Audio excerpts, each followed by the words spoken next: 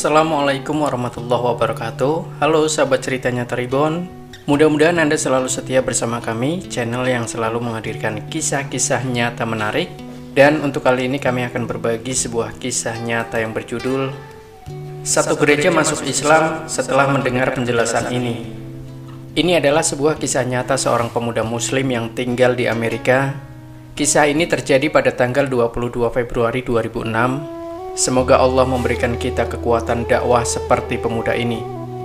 Ada seorang pemuda Arab yang baru saja menyelesaikan bangku kuliahnya di Amerika.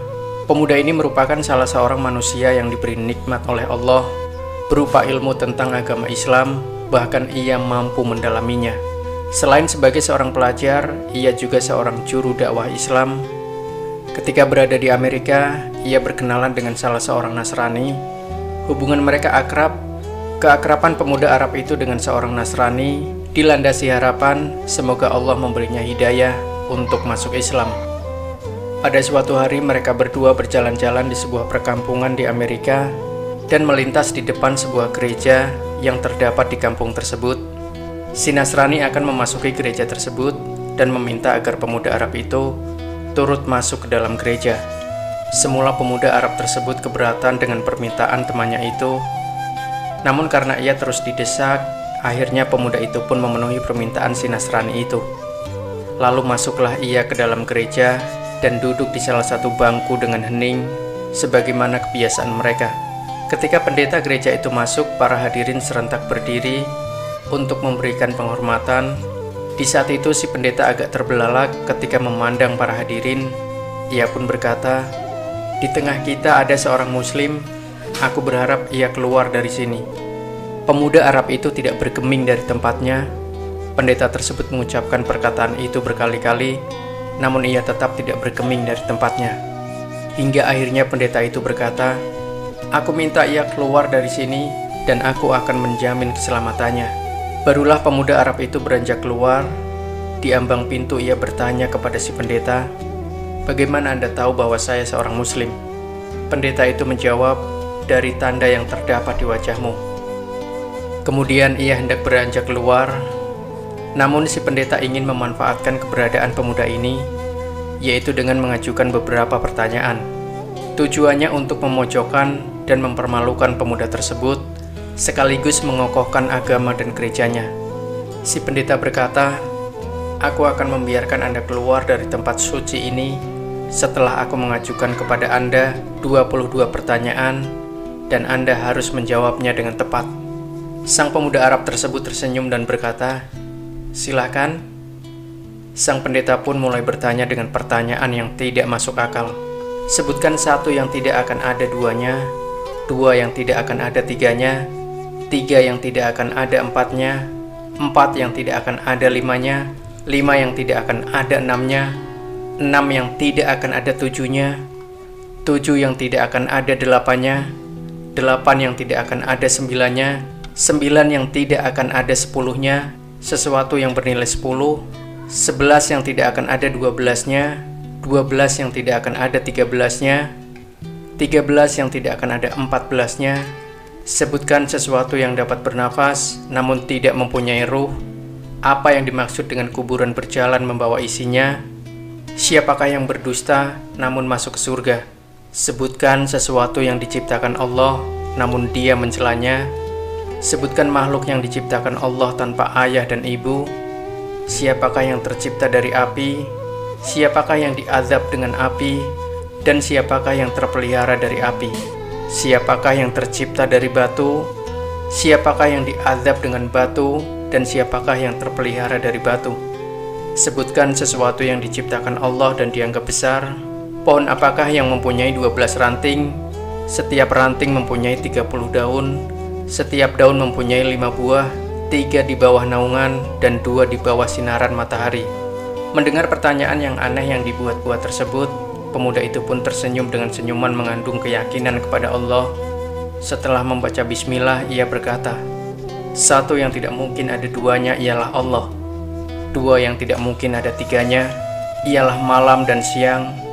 Allah berfirman, dan kami jadikan malam dan siang sebagai dua tanda kebesaran kami." Surat Al-Isra ayat 12.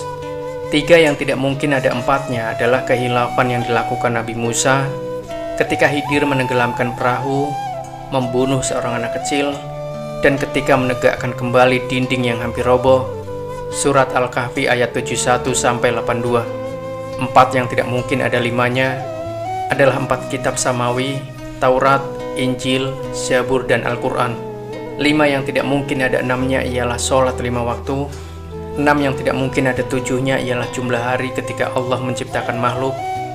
7 yang tidak mungkin ada 8-nya ialah langit yang berjumlah 7 lapisan. Allah berfirman, yang telah menciptakan 7 langit berlapis-lapis. Surat Al-Mulk ayat 3. 8 yang tidak mungkin ada 9-nya ialah malaikat pemikul Ars, Ar-Rahman. Allah berfirman, dan malaikat-malaikat berada di penjuru-penjuru langit. Dan pada hari itu 8 malaikat menjunjung ars Rabbmu di atas kepala mereka. Surat Al-Haqqah ayat 17.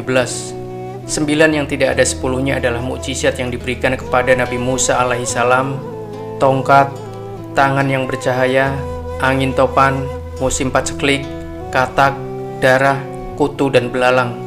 Sesuatu yang tidak lebih dari 10 adalah kebaikan. Allah Subhanahu wa Ta'ala berfirman, barang siapa yang berbuat kebaikan, maka untuknya 10 kali lipat. Al-An'am 160. 11 yang tiada 12-nya adalah saudara-saudara Yusuf. 12 yang tiada 13-nya adalah mukjizat Nabi Musa yang terdapat dalam firman Allah. Dan ingatlah ketika Musa memohon air untuk kaumnya, lalu kami berfirman, pukullah batu itu dengan tongkatmu, lalu memacarlah daripada 12 mata air.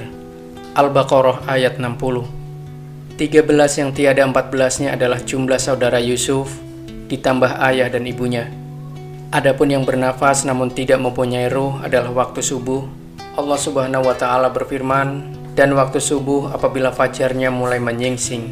At-Takwir 18. Kuburan yang membawa isinya adalah ikan yang menelan Nabi Yunus alaihissalam. Mereka yang berdusta namun masuk ke dalam surga adalah saudara-saudara Yusuf, yakni ketika mereka berkata kepada ayahnya, wahai ayah kami, sesungguhnya kami pergi berlomba-lomba dan kami tinggalkan Yusuf di dekat barang-barang kami, lalu dia dimakan serigala. Setelah kedustaan terungkap, Yusuf berkata kepada mereka, tak ada cercaan terhadap kalian. Dan ayah mereka Yakub berkata, aku akan memohonkan ampun kepada Robku. Sesungguhnya dialah yang maha pengampun lagi maha penyayang. Sesuatu yang diciptakan Allah namun tidak dia sukai adalah suara keledai. Allah Subhanahu wa Ta'ala berfirman, sesungguhnya sejelek-jeleknya suara adalah suara keledai. Luqman ayat 19. Makhluk yang diciptakan Allah tanpa ibu dan bapak adalah Nabi Adam, malaikat, unta Nabi Soleh, dan kambing Nabi Ibrahim. Makhluk yang diciptakan dari api adalah iblis, yang diazab dengan api adalah Abu Jahal, dan yang terpelihara dari api adalah Nabi Ibrahim. Allah Subhanahu wa Ta'ala berfirman, wahai api, dinginlah dan selamatkan Ibrahim. Surat Al-Anbiya. Makhluk yang terbuat dari batu adalah unta Nabi Soleh, yang diazab dengan batu adalah tentara bergajah, dan yang terpelihara dari batu adalah Ashabul Kahfi, penghuni gua. Pemuda Arab itu terus melanjutkan perkataannya. Ia menjawab pertanyaan yang dibuat-buat dengan jawaban yang sesuai dengan firman Allah. Walaupun pertanyaan itu sengaja dibuat hanya untuk mempermalukannya, namun pemuda itu mampu menjawabnya dengan tenang, hingga sampailah pada jawaban yang terakhir. Adapun pohon yang memiliki 12 ranting, mempunyai 30 daun, setiap daun mempunyai 5 buah, 3 di bawah teduhan, dan 2 di bawah sinaran matahari. Maknanya, pohon adalah tahun, ranting adalah bulan, daun adalah hari, dan buahnya adalah sholat 5 waktu. 3 dikerjakan di malam hari dan 2 di siang hari. Pendeta dan para hadirin pun merasa takjub mendengar jawaban pemuda muslim tersebut. Kemudian pemuda itu pun pamit ketika semua sedang terbuai dalam kekaguman terhadap jawabannya. Namun sebelum pergi, pemuda itu meminta si pendeta agar menjawab 1 pertanyaan saja. Permintaan ini disetujui oleh si pendeta. Pemuda ini berkata, apakah kunci surga itu? Mendengar pertanyaan itu, lidah si pendeta menjadi keluh, hatinya diselimuti keraguan, dan rona wajahnya pun berubah. Ia berusaha menyembunyikan kekhawatirannya, namun hasilnya nihil. Orang-orang yang hadir di gereja itu terus mendesaknya agar menjawab pertanyaan tersebut, namun ia berusaha mengelak. Mereka berkata, "Anda telah melontarkan 22 pertanyaan ngawur kepadanya. Pemuda itu mampu menjawab semuanya. Sementara ia hanya memberimu satu pertanyaan masuk akal, namun Anda tidak mampu menjawabnya." Pendeta tersebut berkata, "Sungguh aku mengetahui jawaban dari pertanyaan tersebut, namun aku takut kalian marah." Mereka menjawab, "Kami akan menjamin keselamatan Anda." Sang pendeta pun berkata, jawabannya ialah, "Asyhadu alla ilaha illallah wa asyhadu anna Muhammad Rasulullah." Lantas si pendeta dan orang-orang yang hadir di gereja itu pun memeluk agama Islam.